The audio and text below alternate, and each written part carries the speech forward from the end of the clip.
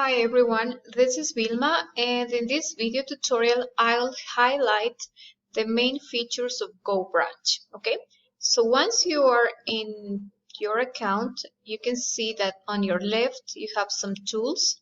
The first one is the camera, which you can activate, or if you don't want to be there, you just disable the camera.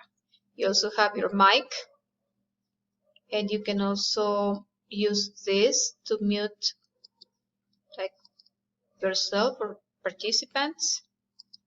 And you also have this screen share when you want to upload a PowerPoint presentation, for example, or if you want to share your screen.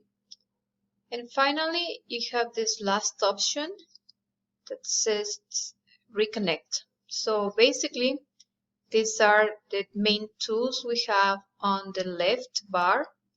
And there in the center, we can see that we have the chat. So you can write and say, for example, hello.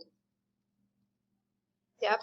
And then you can interact with your participants.